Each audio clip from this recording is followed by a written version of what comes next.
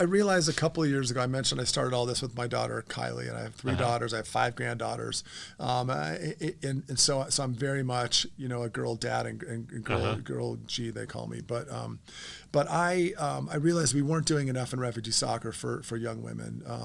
This is January of 2023, and I realized, and the 2 words SheBelongs came to me, and I decided we needed to figure out how can we do more. Yeah. And so the Women's World Cup was happening in New Zealand, Australia, in the summer of 2023, and I said, let's get a team of half refugee, half non-refugee girls to come together now. Let's all go to the World Cup and let's go spread this message of inclusion, of belonging, of cool. Equality. We actually made a documentary film about it, which I'd love for you to see. People should see it. It's currently available for free on YouTube.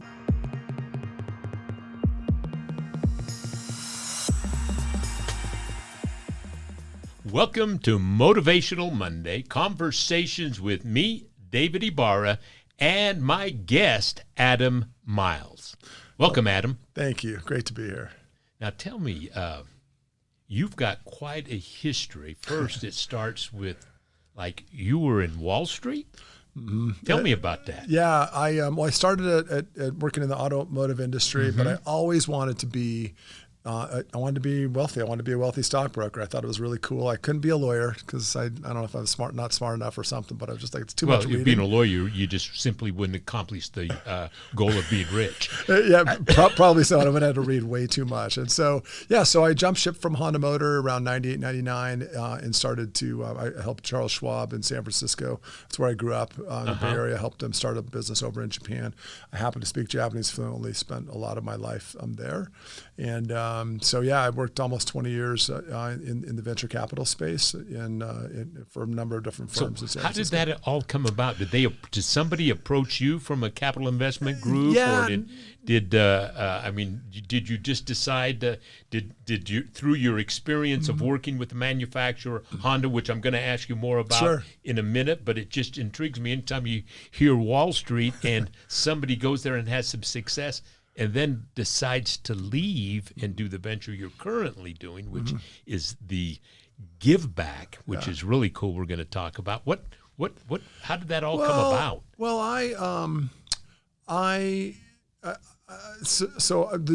probably the Japanese connection was probably the thing, right? And so when I was transitioning away from Honda back in Ohio and Japan, I wanted to move back to California, and Charles Schwab, it has such a strong foothold there, and they were starting a venture over in Japan. I was like, well, I speak Japanese. And I always wanted to be on Wall Street. It was a great sort of easy door opener. You speak Japanese, great. Yeah, I'm a hardworking guy. I want to hustle. Let's go. And so my boss, to her great credit, Gloria Lau, she said, you got to get your Series 7. I'm like, okay, I'm not exactly sure what that means. I mean, I knew what it was, but I'm like, great. So I got that, and then I was a project manager for a couple of years over there. Unfortunately, my wife at the time had a couple of miscarriages in Japan. It was a really sort of scary situation for us. The medical system's not as great then as you might think it was.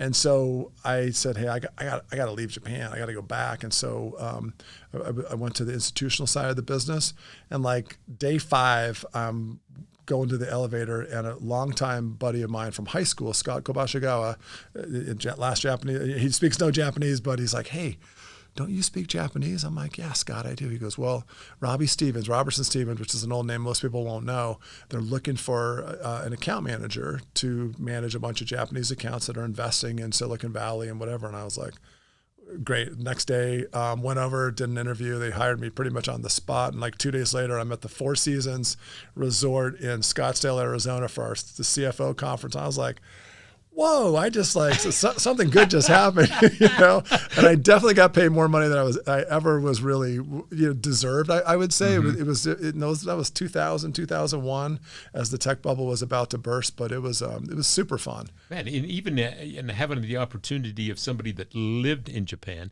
and many don't get to understand the culture of where you're presenting, and you already having that, and then the ability to be fluent in a Japanese, that was like a dream come true for them. Yeah. And then have the culture of what it is that is the product or services you're offering. That's totally. It was a really niche thing that I've fell into, sort of pushed myself into, and I was like, okay, cool. It wasn't always wonderful, I'll tell you that one much, but it was an exciting, really interesting time in my life. So you spent 20 years in Wall Street. Yeah, just about. And to be clear, I didn't work on Wall Street. But, people are like, oh, you lived in New York. I'm like, no, I mean that, as a metaphor. But Wall Street West, I guess, San Francisco.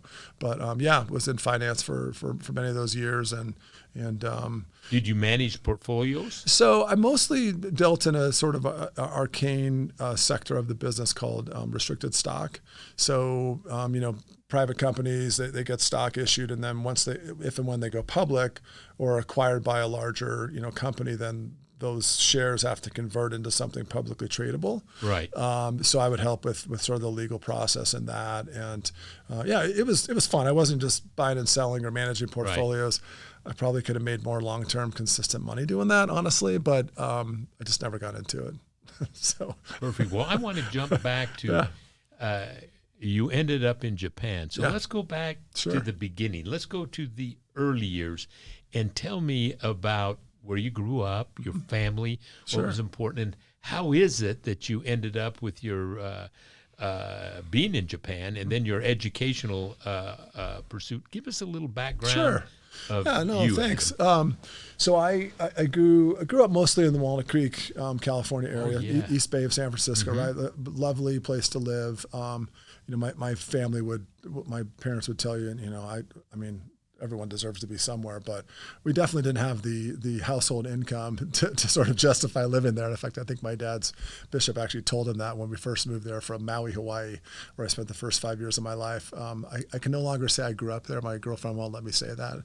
I'm like, yeah, that's true. I didn't grow up there. I grew up in Walnut Creek, but just the diversity of culture, of people, the hustle of San Francisco, of Silicon Valley, which I really knew nothing about growing up. But oldest of 7 kids, grew up in an LDS household. And then I went on an LDS mission. To where? To Japan. You probably would have guessed. I should have said that. I kind of guessed that's where you teed that up, and I didn't hit it, David. I'm sorry. To Japan. One of the greatest experiences of my life. I remember getting off the plane as a punk 19-year-old kid in 1987.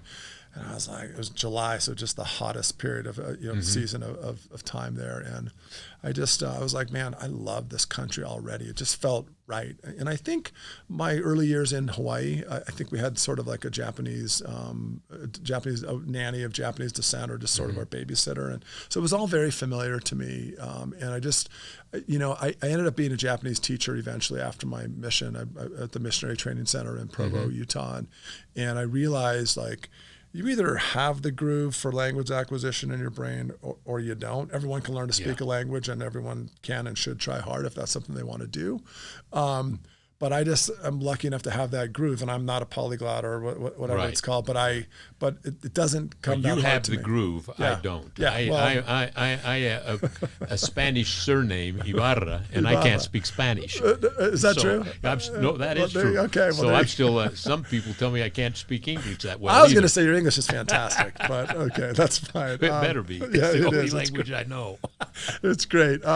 So that was just always really important to me. Was to lean into the Japanese. So that took me to BYU after my mission, because I knew I could get like a whole semester or a whole year worth of credits, because I tested out of so much Japanese, and really loved the language, the history, the culture. And so I'm a Japanophile. I really consider Japan my second home. I've probably been there. It's on trips 75 to 100 times just over the course of my life and business career, and lived there a total of about 5 years, including twice with my ex-wife. It was not my ex-wife at the time, obviously, and my two oldest daughters at the time. So something that's always been important to me. So you went to BYU and graduated or studied. Yeah. What was your major? International relations. And that's because I did want to be a lawyer, because LA law was a big thing that no one may know what that is, but I was totally into it. Okay, thank you. I was totally into that when I went to UC Davis, which was my first year of college. But I tried to get in for poli-sci, because that was it. If you wanted to be a lawyer, do political science. But they're like, I kind of snuck in because I played football. Not great, and I just redshirted. I never played in college, but my coach helped get me in. They're like, well, poli-sci majors, we got too many of those, but how about international relations? And I was like, whatever, man, sure. I don't know what that means, but let's do that. And then looking back, that's really served me well over the many years of my career. And just having, I don't think I'm amazing because I speak Japanese. I just think it's something supernatural to me that I loved. And, right. we get good at the things we love, right? So you get these degrees, you're from Walnut Creek. By the way, I used to live in Sacramento. Oh, yeah. And sure. my first assignment with Marriott was in San Mateo. Oh, yeah. So on the my day off, I would drive home and I'd always go through Walnut Creek. Yeah, you would. That's right. Beautiful place, as the Bay Area is. But you get your education from BYU. So now you're a Utah person because you've got 3 homes now, Utah, and then you ended up getting your first job assignment. Was that automotive? Or? Yeah, so I was teaching at the Missionary Training Center, and a former missionary MTC teacher he was out at Honda Motor in Marysville where they built this huge manufacturing facility, right? And he said he was looking for a Japanese teacher, and I ended up interviewing and winning it. And so I was helping them develop a Japanese language program for the associates there, but also for the expat. They had just started up a new program. I forgot what it was called now. It doesn't matter, I suppose, but North American Task Group, NATG.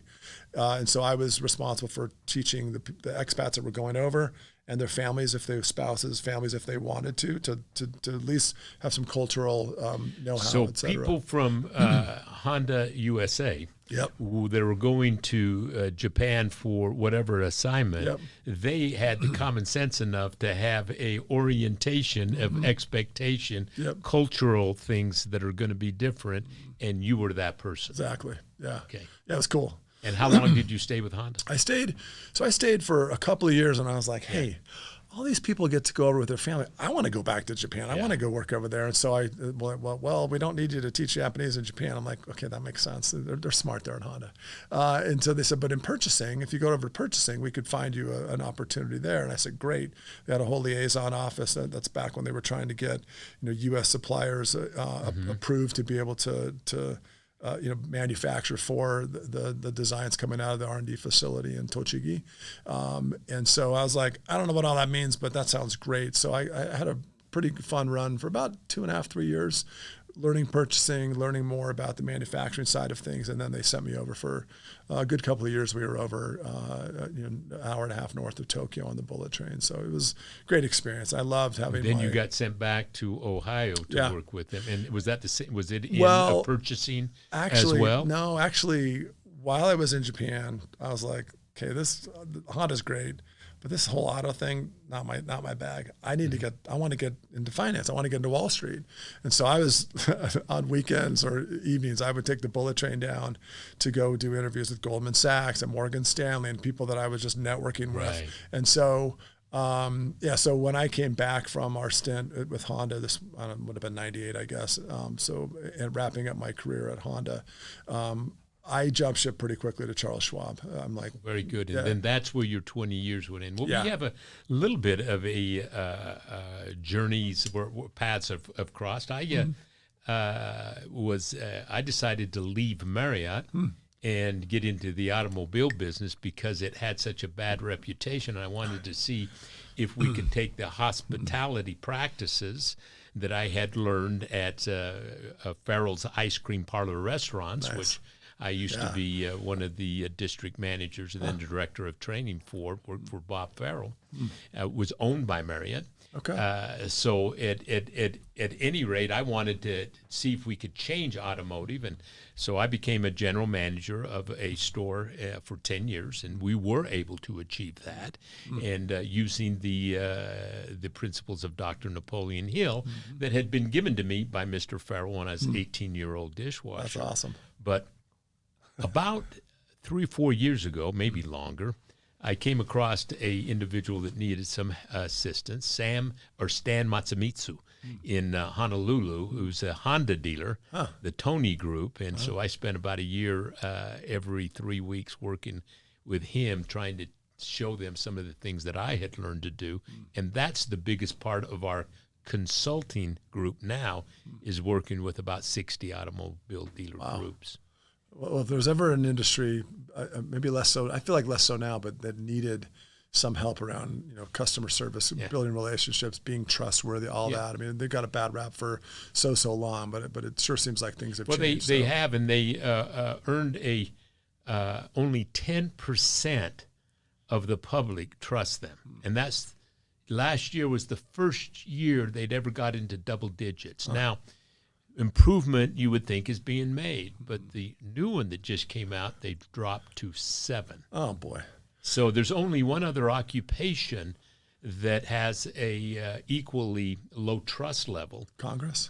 The United States Congress.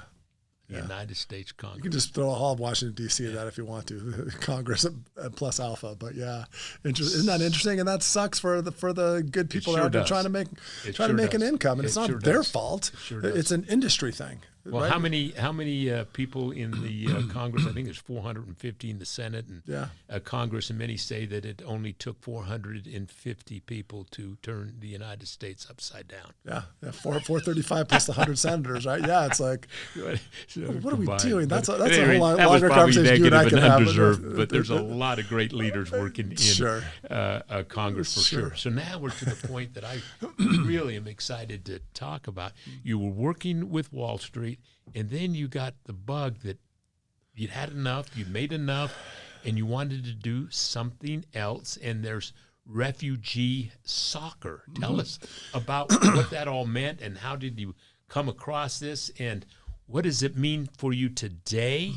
And then you have another that we'll get into afterwards that is fascinating as well. Yeah, well, thank you. Take a moment and picture in your mind igniting your child's journey to lifelong success from an early age. With Yes, Our Kids Can, this vision becomes a reality right from preschool.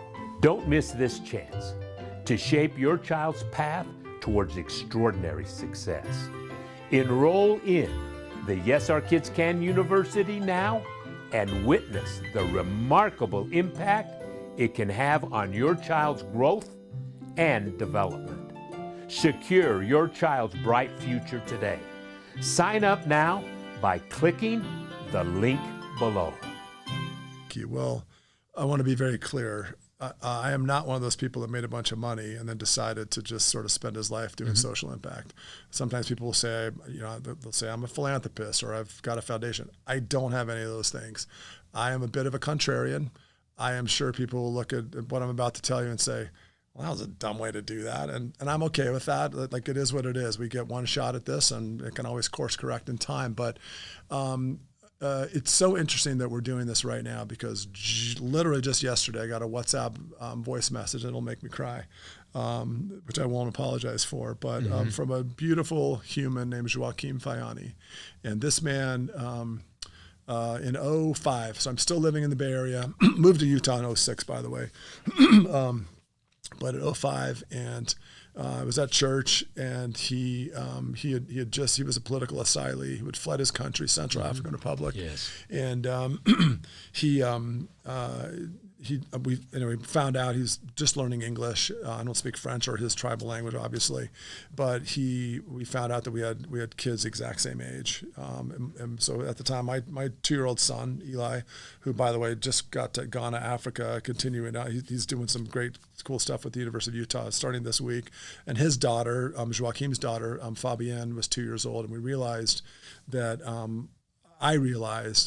I was about to go home and go tuck my boy into bed. And it always makes me cry. He didn't know if or when he'd ever see his daughter again. And it was just one of those moments, David, where I said, I have to figure out, how do I help this man? How do I help this family?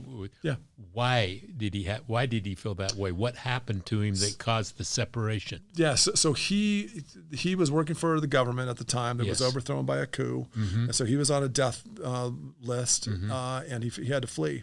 and he was able to finally seek refuge in America, in the Bay Area, and there was just he had no means or really know how to get his family to join him as well on what's called a dependent visa. Right. So he was just kind of making his way. He was alive, right, and he was trying to figure out desperately how to get his family reunited with him. So, fast forward, I was able to help him raise money. I mentioned the whole lawyer thing. I'm either too smart or too dumb to get into the legal aspects of immigration because it's a nightmare. But he was able to get dependent visas issued, and we were able to go and help bring over his family, 6 kids and his wife. Oh, great. A couple years later, and so. And this was what year? This was 2005, and he just reached out to me a couple of days ago to say, give me an update on his family, and a couple of them are pursuing their PhDs right now. Wow. One of them is in the Marines, the other one served in the Marines. They're teachers. He's got 6 or 7 kids, and he's just such a sweet human. And so all that kicked off So his contacting you the other day was more of a update and thank you. Yeah, it was. And we haven't talked, and I'm terrible at keeping up with him. Well, it's been years. Just, another example of how immigrants pay forward to the fabric of America. 100%. We may have forgotten a little bit about that. Yeah. But we need to stop and think that we're all immigrants. Yeah. And I know that sounds so, people look, oh, yeah. No, spot on, David. You're right. In a global society, we have an opportunity to absolutely understand that and be able to maneuver that if we'll accept that our population is global influx from everywhere, so we should be in the lead because we have so many cultures under one flag. That's right. Wow. No, I love that you said that, and I won't take the time here, but I have a million things to say about that too. So, and I'm kind of living it, right? Yeah. And I think part of that, me talking about, I was doing okay financially, so I was able to help him come over, get his family over, et cetera. But we ended up reuniting about 10 families over the course of the next few years, just word of mouth. I'm still working full time. I'm helping raise 4 kids, and moved to Utah. And then I don't know. I think it was my 13-year-old daughter at the time who was playing soccer. That was about 10 years ago. I realized, I want to go see Africa. I want to go see where these people who I'm helping in this country, where they're coming from. What are they actually running away from? Well, what is it actually like there? And it just opened my eyes. So huge. And I realized, because my 13-year-old daughter was playing soccer, that there was what a great way to connect with the kids over there, right? I mean, half the world's population, 4 billion people, are soccer fans. Yes. Whether we love it or not in America or not, it doesn't matter, because the rest of the world counts and matters. That's the pastime growing up. It is, right? Soccer. It's so easy. I mean, you can play with anything. You don't need big, expensive equipment. So we did a bunch of stuff back and forth to Nigeria, of all places. I've been there about a dozen times. Took a team from Logan, a bunch of white Christian girls. We went into Nigeria and played for a whole week, and just opened eyes, right? And on both sides of the cultural and national wall. And then 2016, going through a divorce, and I'm realizing I don't have the emotional, financial, time bandwidth to be going back to Africa. But wait, there's 65,000 refugees here in the Salt Lake Valley. Let's do something with that, Adam. 65,000 in the Salt Lake Valley. Yeah, and that's up from 60,000, which is the number that I learned in 2016 from the Kim Gardner Policy Institute at the U, right? And so I'm like, I went and grabbed refugeesoccer.com domain and refugeesoccer.org domain. I didn't know what I was doing. I was scrambling to just sort of stay out of trouble with my ex-wife's attorneys, et cetera, and which I mostly did, mostly. And I'm not even going to give you a follow-up question on that one. Please don't. I just feel like I take the piss. I'll save you from the pain. Thank you. Happily, that's all in the past, and it's all good. Yeah.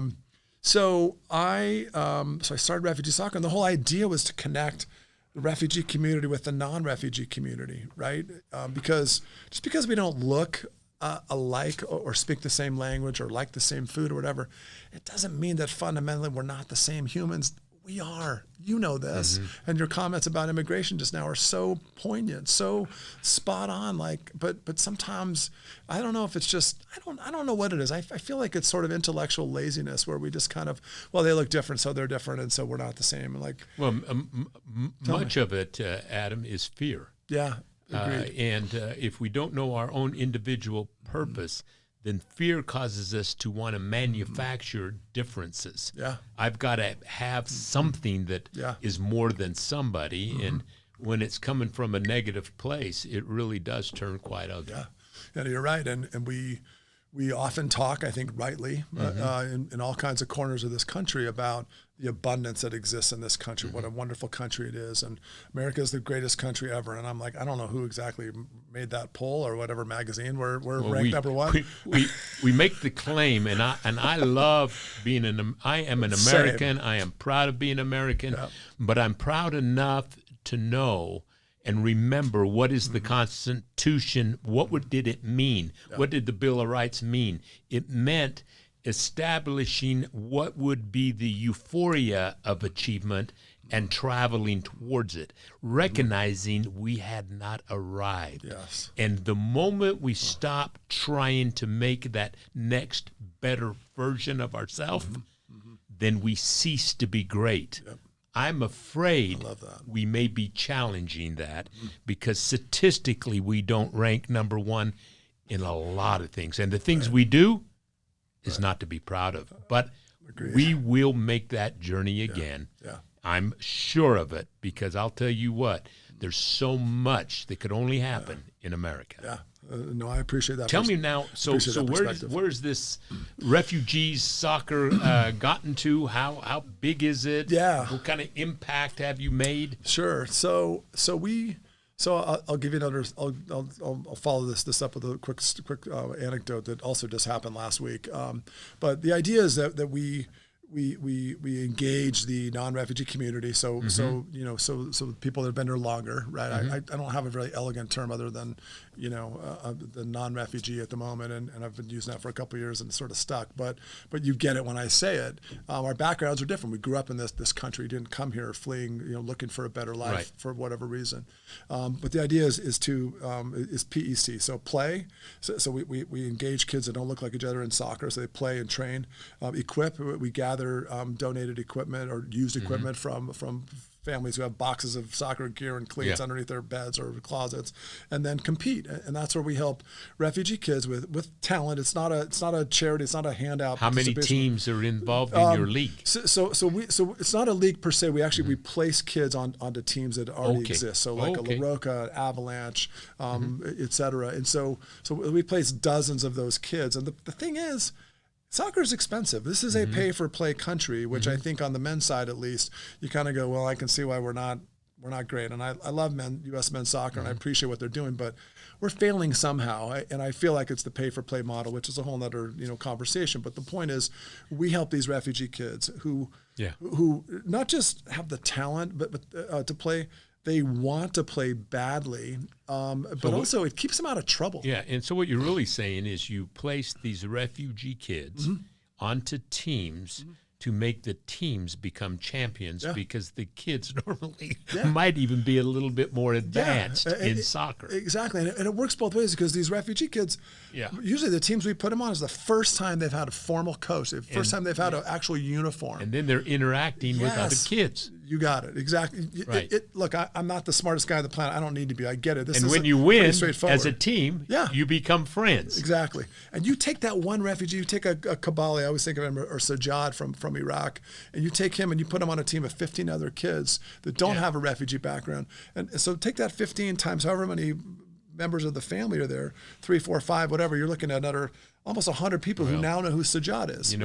It's interesting that many believe, and I'm one of them, that prejudicism is really only exists for the older generation. The younger generation looks like, what are you guys talking about? Because they mix, they like, totally, they interact. How many How long have you been doing this? So I grabbed the domains in 2016. I kind of figured it out a little bit, but since about 2018 in earnest, I just got a call from a young kid, Salim Mohammadi. He's from Afghanistan, and he moved away from here, but boy, he has really taken off, David, and he was he's going to go play soccer for a D2 school for the first year. He's working at the Apple Store. I'm like, Salim, you know how hard it is to get into the Apple Store? He goes, bro.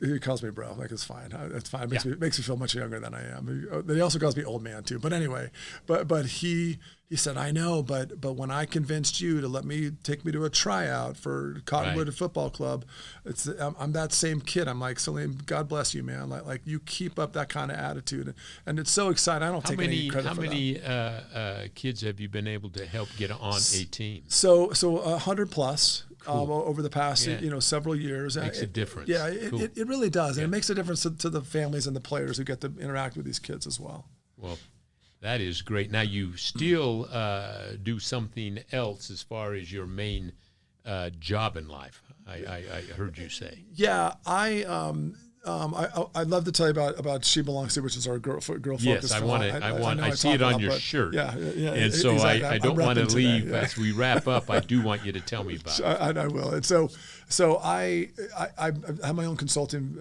business for a while, but I really was able to get into refugee soccer full time post-COVID. We've had 2 years of legislative appropriation, which was fantastic and welcomed. And because here's the deal, like, I can go do other things, and I am now. I'm working for a great real estate investment company, but and hopefully I don't watch this, but I love it. But if I had my druthers, I would be doing the social impact work all day long. But here's the deal: I mentioned I don't have a big bucket of money that I'm trying to figure out how to give, and fundraising is hard, and it got a whole lot harder January 20th of this year. There's no doubt about it. I tell you, it's that for me. I have my own foundation, the Ibarra Foundation, and we put about 150, 160 kids through college, which on our own dime. We don't ask for any money from anybody. That's the way to go, David. And that's been good. But I have a consulting talent development. But and I would do it for free, but nobody better ask me. To do it for free. Exactly. So tell me about your other project. So I realized a couple of years ago, I mentioned I started all this with my daughter Kylie, and I have 3 daughters. I have 5 granddaughters, and so I'm very much a girl dad and girl G they call me. But I realized we weren't doing enough in refugee soccer for young women. This is January of 2023, and I realized, and the 2 words SheBelongs came to me, and I decided we needed to figure out how can we do more. And so the Women's World Cup was happening in New Zealand, Australia, in the summer of 2023, and I said, let's get a team of half refugee, half non-refugee girls to come together now. And let's all go to the World Cup, and let's go spread this message of inclusion, of belonging, of equality. We actually made a documentary film about it, which I'd love for you to see. People should see it. It's currently available for free on YouTube. My filmmaker does not like that it's available for free. We do screenings. What's the name of it? It's called SheBelongs. SheBelongs on YouTube. Yeah. And all they got to do is go into the YouTube search and put SheBelongs. SheBelongs, so we're asking everybody today to go on and then spread it. Do it. So this is also soccer. Yeah, it's all about soccer. So you're using soccer to integrate people, to learn the lessons of teamwork, achievement, and belief in yourself. Very well said. You could be my marketing guy. That's exactly right. The movie spreads the message really just beautifully. We just got back from Spain where we did our second trip. It was a much different trip because of the current political environment around immigration and refugees, et cetera, and fundraising, frankly. But we're making a second documentary film about that because it's not about the big trip, David. Well, I have a documentary on. You can get mine on Prime. Okay. It's called I need to get on Prime. The Power of Thought. Okay. Live Ready. Nice. And that is how is it that you control the belief and how do you establish belief? But I want to, in closing, give you a copy of my new book. Awesome. It's called Live Ready, Beyond Think and Grow Rich. Thank you. Cool. And Adam, it's been a pleasure having you on our program. Well, it's a pleasure to be here. Thank you. Truly. So Thanks very much, David. Appreciate it. Thank you.